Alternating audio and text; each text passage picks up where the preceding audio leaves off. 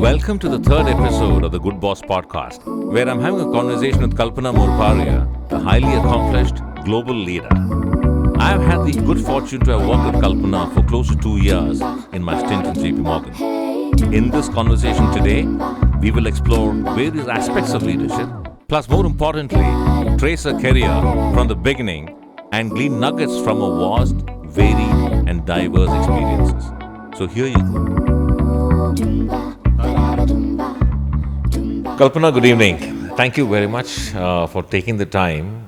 You have been very difficult to pursue, by the way. I mean, you've been evading me for a long time, but finally I cornered you. And with this conversation can go where we choose it to go, Kalpana. But we'll explore all aspects of leadership and also your journey, because that's what I truly like to sort of get some nuggets out of. So let's start from the beginning.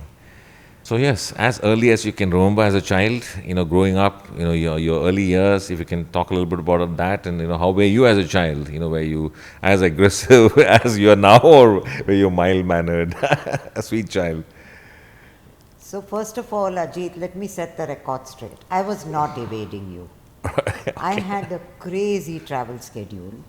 And you insisted on doing this in person. Yes. I volunteered to do it on the phone through a Zoom call with you. You said, no, you've got to do it in person. So I wanted to send that record right. Yeah. And you talked about a good boss on a more lighter tone. That's an oxymoron. Yeah. All right. I used to joke with everyone that bosses are a necessary evil that we all need to deal with. Yeah. The art lies in how well you can manage your boss. Sure. So whether the boss eventually turns out good, bad or ugly, I would say a lot of that responsibility lies with you as well, rather than just blaming it all on the boss. Fair enough. So where do I start? I grew up actually in a single parent home. I lost my father when I was just 6 years old. I was the youngest.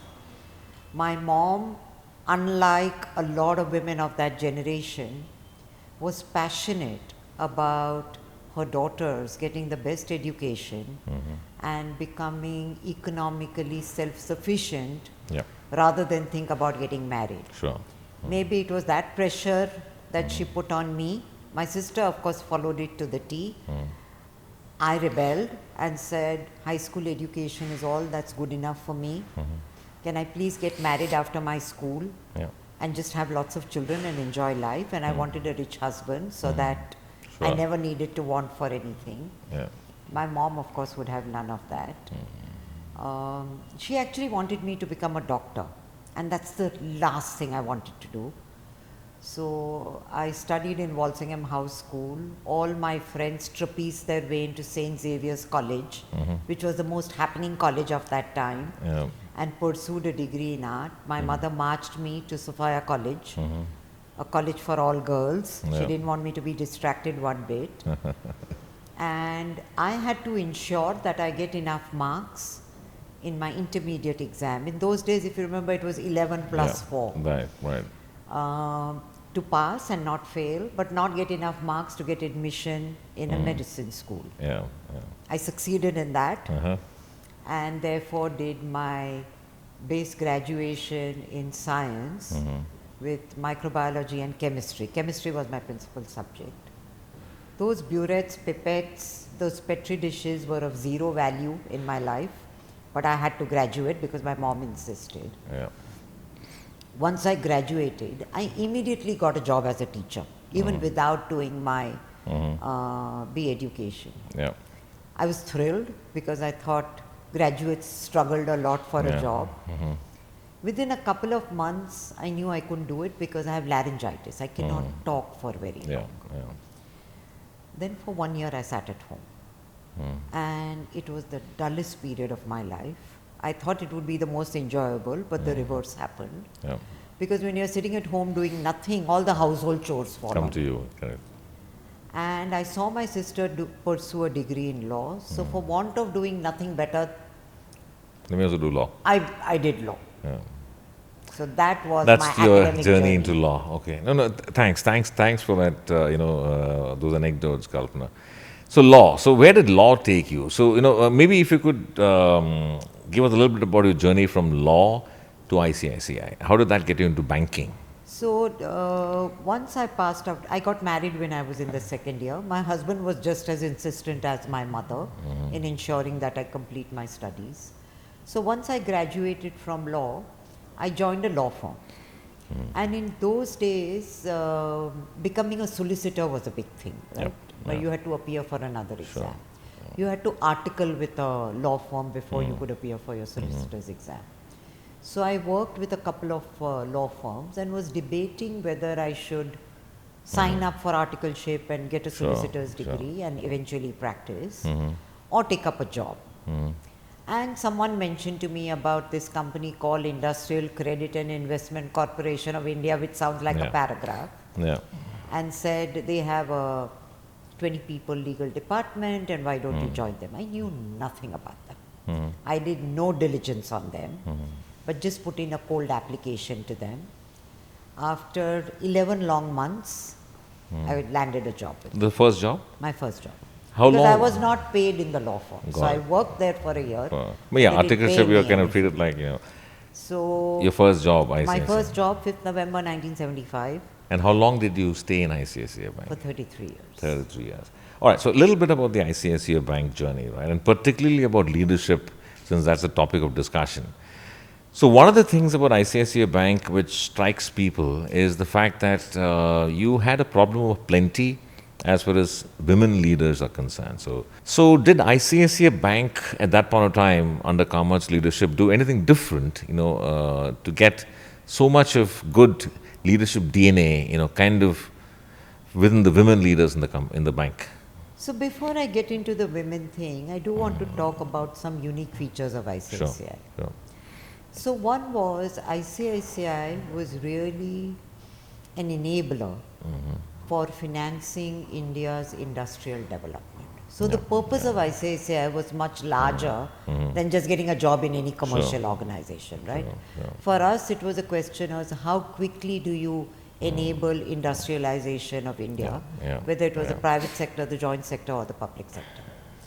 The other uniqueness about ICICI, right from Mr. H.T. Parekh, S.S. Nadkarni, Vagul and Kamath, they actually recognize people's talent, not necessarily going by what their gender was or what their academic qualifications were. So we had chartered accountants, we had engineers, we had MBAs, we had lawyers. But the fact that I had graduated in law and had no business academic background did not stop them from saying, go and do something else. So that was another great uniqueness. And you talked about gender. Let me tell you, ICICI did nothing special for women. We never tracked either hiring, promotion, pay, attrition, leadership development, nothing at all. They were treated exactly as any other male colleague would do. Some cynics in ICICI would say that because ICICI didn't pay too well, the women stuck on longer than the men did. But I would say if you create an enabling environment where you don't distinguish on the basis of either academic qualification or gender, then people will flourish. So it was a complete accident. So there is just one thing, Ajith, when we talked about women in ICICI, and I told you I will come to it in JP Morgan. So this was the environment in which I grew up, right? This is all that I knew. And we were a little cocoon. People used to call us arrogant and very inwardly looking in ICICI. When I came to JP Morgan, they told me to go and address our WIN platforms. You remember the women? And you said something which no one expected you to say. So I said, why do I want to be there? And I remember one meeting, there were some 25 women in the room. And Mahesh was the head of HR. And I told them, and it was a monologue, because none of them spoke, only I spoke. And I told them, do you want to be here? Do you want to be treated specially? Why do you want to do that? We're going to be just as good without any one of this. And I went on and on in that vein. They didn't utter a word. As soon as I finished that, Mahesh walked into my room and said, you know what you've just done? No woman who ever has a problem is going to raise her hand with you as a leader. And believe me, it was like a slap on my face. Because I was a prisoner of my own experiences. I lived in my cocoon and did not know that the world outside can be very different and that women do need a helping hand. There are stages in their life of marriage, childbearing, child rearing, where, you know, we need different policies, processes, engagement platforms. And believe me, ever since that day, I've never refused an invitation to address a women's forum. No, and you also need leaders who are reporting to you, who have the ability to tell you that you're wrong. Exactly, the value of feedback. These were the two big learnings for me coming out of it. So let me segue, out of, so I think after 33 years, as you said, in ICICI Bank, what made you leave? Was it the famous, retirement age? Retirement age? Because ICICI had a retirement age at 58. Okay. And we made no exceptions other than for the CEO. So they retired me when I was 58. Got it. I'd had a fantastic career. I was in the law department for 20 years. Mr. Kamath then asked me to go run treasury.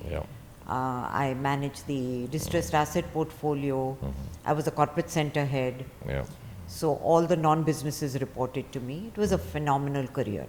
But who wants to sit at home at 58 and knit sweaters? So they offered me actually an advisory role and offered me to be the chair of all the non-banking businesses. I did that for a year and was thoroughly bored. I think it's never a great idea to be a non-executive advisor in a firm where you've been an executive. So this was the infamous 2008 and I got offers from 2 investment banks. Including JP Morgan? Including JP Morgan. And I joined JP Morgan in the infamous month of September 2008. Got it. Oh, yeah, perfect. All right, we will come to JP Morgan, but before we go there, I need to ask you one difficult question. Sure.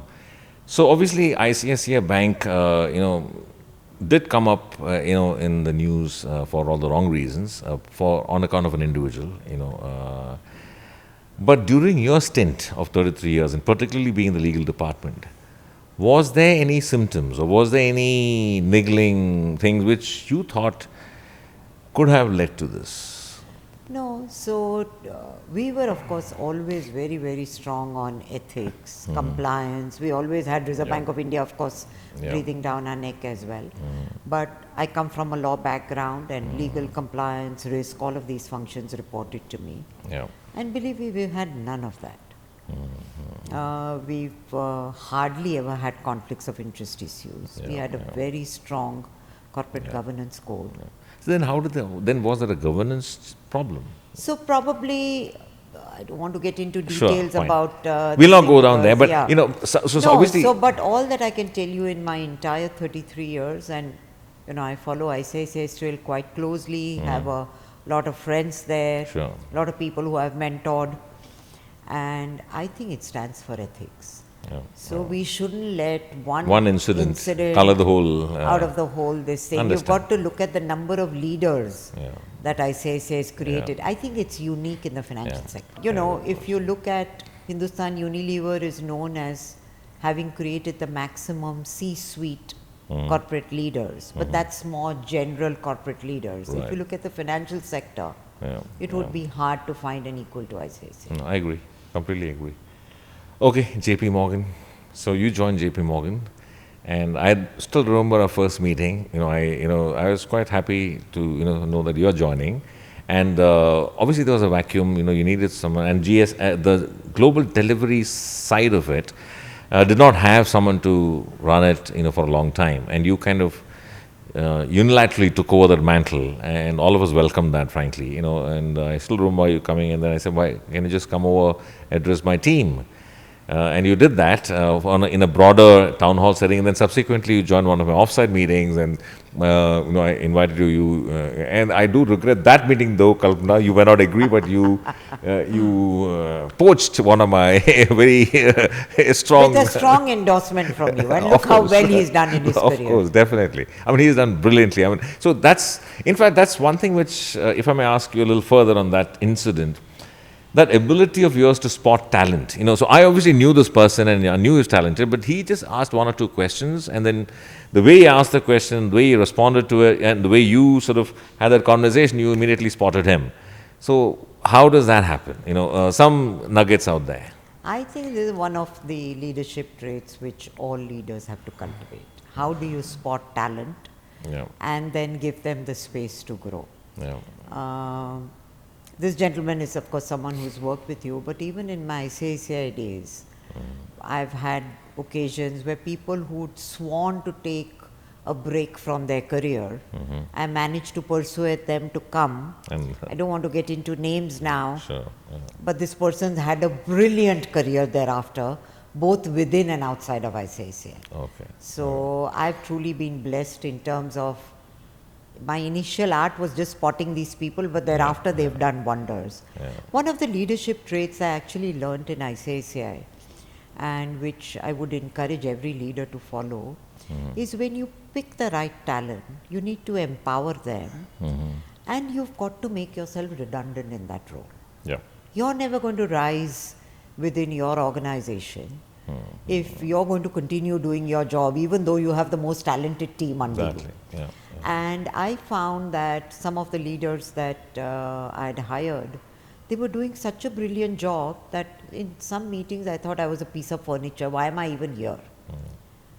And I knew I could leave the entire thing to them. And Mr. Kamath then ended up giving me some more and then some more after that. And that always happens, right? I mean, the more and more you make yourself available and redundant in many ways.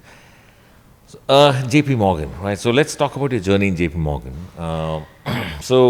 Excuse me. If you were to pick one differentiating factor of JP Morgan, one or two, whatever you choose. And the reason I'm asking the question is, if you look at the banking space, JP Morgan stands right out there as of now, including Jamie Dimon as a leader who is an influencer, who drives sort of thinking as in the banking sector. Even in the global delivery space, they're right up there with a fairly large presence out of multiple countries, including India, which has got a large team. So what is that one thing which differentiates, let's say, JP Morgan, from... The one thing that differentiates is certainly Jamie Dimon. I rate Jamie not only as one of the greatest global financial sector leaders, but I would say of the modern generation. I've been in my career for 50 plus years. I've not seen a leader like Did you report to him at any point in time? With Jamie, I think other than the OC members, no one actually reports to him. But Jamie was involved in hiring me. When Gabby asked me to meet at that time with Bill Winters, I said, but I'd also want to meet with Jamie. And I met with Jamie. I met with a number of the OC members at that time. And so I think in some ways, the fact that Jamie was involved in some ways in hiring me, that created a bond. I joined in September 2008, and if you might recall, within just a couple of months of my joining, Jamie had a very short scheduled trip to India. We had a equity investor conference, and then he probably just had a couple of hours to spend with us. And I told him, rather than spend time with my business team, I want you to meet my GSC leaders. And I want to tell you about the potential that exists in terms of the Global Capability Center and what else we can do for the firm. And you will recall that meeting, right? We did a prep meeting before that. And Jamie came for that meeting. He heard us out, heard us to say we needed more tech jobs there. And then I remember I told him, but can I actually go and meet your CFO, because he'll be extremely interested in seeing what else we can do here. He said, actually, when you come to New York, I will facilitate a meeting with the then CAO and the CFO, and you can share with them what you think the vision is going to be. So I think that was a huge turning point. A game changer, in terms of... I mean, and so when you joined, at that time, JP Morgan in India was, I think, 10,000 people, or now it's about 70,000. And the bulk of the journey happened during your tenure, even though obviously your role was much bigger then. So you obviously joined as the CEO for India, with broad, obviously, oversight of the GSE, and then subsequently you were Southeast Asia. And then for some time, I think you probably did, you were maybe in advisory capacity probably for them, for some time. Or you No, didn't, I did. You didn't. I retired on February How 2021 and walked out. How long was your JP Morgan stint? 12 and a half years. 12 and a half years. I was just short of my 72nd birthday. I know I'm revealing all my age to you now. That's fine. Was 58 retirement, it's hard to believe. It's hard to believe that you still, are able to do what you do, which is travel 100 hours in a year. 100 days in a year. I mean, you are globe-trotting all over the place. But so 12 years, solid journey through, obviously, taking a fairly senior position there, and now. When was this? How many years back was this? 4 years. 4 years. So for the past 4 years, what have you been up to? JP Morgan fortunately allowed me to continue my directorships as an independent director, and I was on 4 boards. I retired from 2 of them last year, Hindustan Unilever and Dr. Reddy's. Yeah. So now I'm on 2 global boards, Philip Morris International, HSBC Holdings, and 2 Indian boards, Great Eastern Shipping, a very different industry, and Meesho, which is an e-commerce platform. I also got very interested in the not-for-profit sector. Yeah. I joined Bharti Foundation. They are into rural schools all over India and work with government schools on soft skills. A quality program is what they run there. I'm on Kriya University. I'm on a McKinsey-sponsored organization called Generations India, which is into skill training. Okay. All right. And the 4th one is actually a very interesting thing. This is an organization initiated by the Big 4, which is focused on audit quality. Okay. So it's called Foundation for Audit Quality. The idea being to improve the overall quality of the auditing profession. Okay, no, fantastic. Oh, that's a lot, on your plate. How do you manage all of this? So do you have enjoy working. So tell me how a typical day. So when do you get up? When do you go to bed? I mean, just if you can I'm a very late riser, and I'm passionate about my physical workout. So that takes precedence in the morning. Yeah. But Ajith, I've never believed in this adage of work-life balance. Okay. For me, work is life and life is work. Life is work.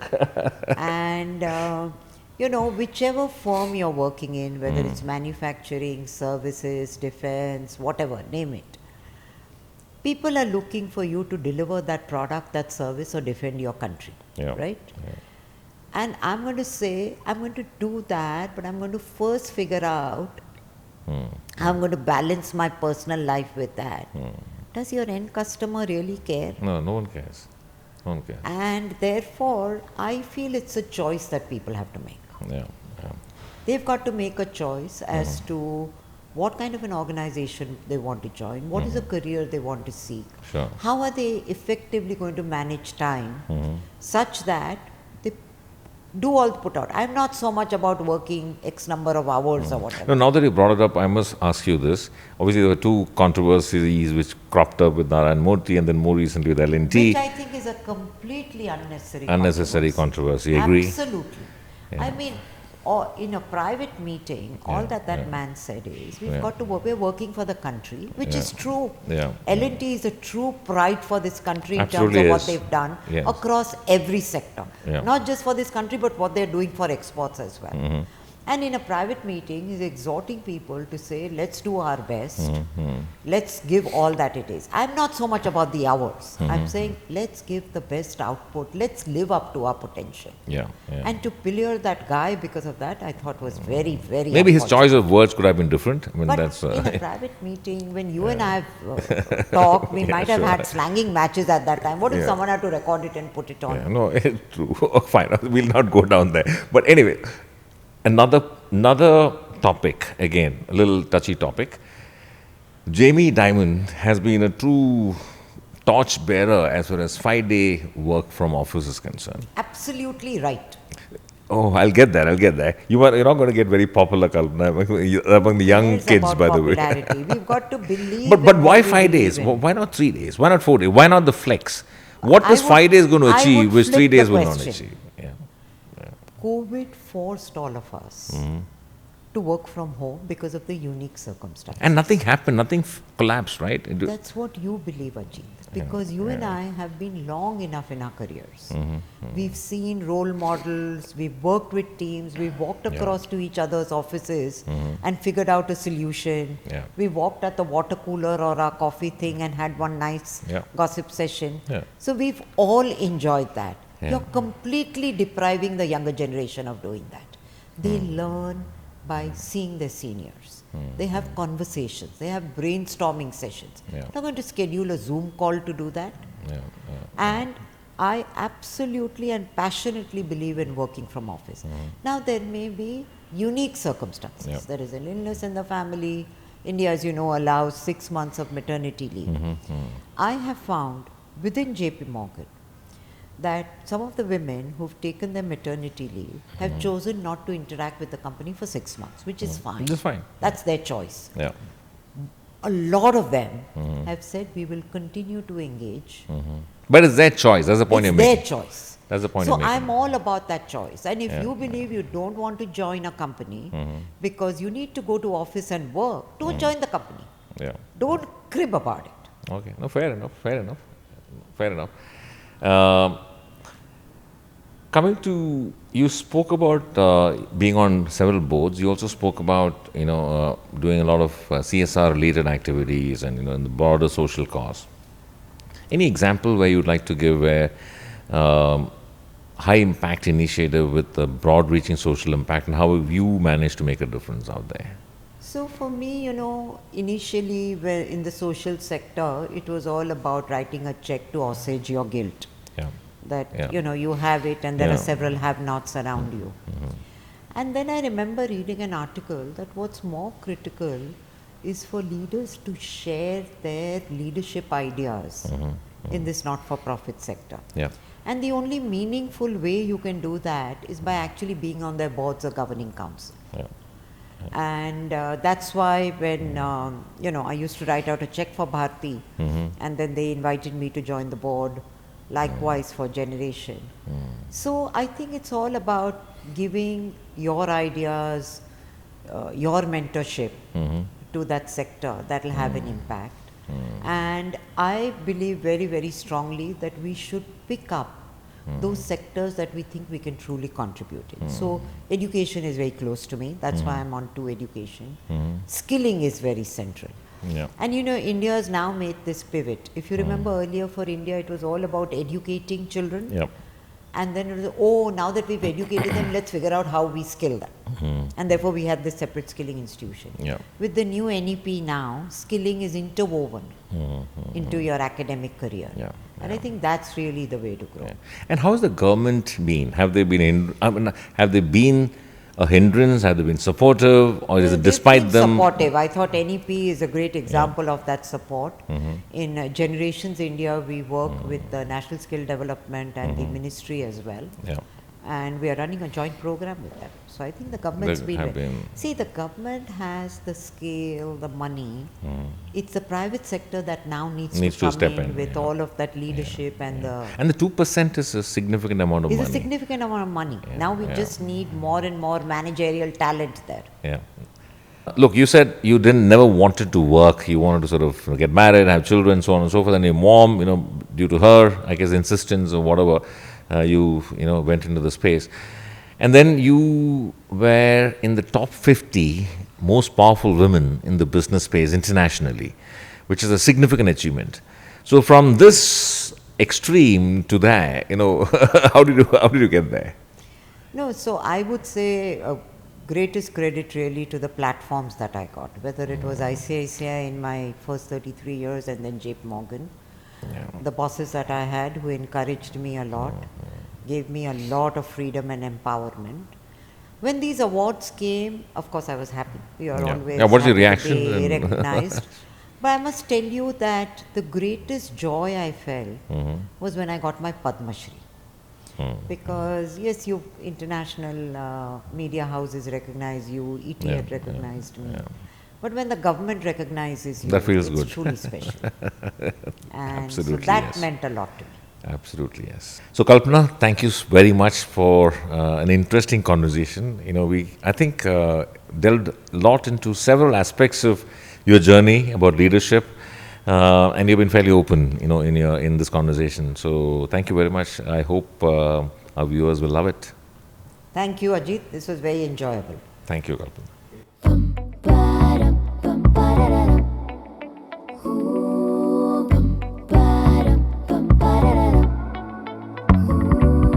Dumba.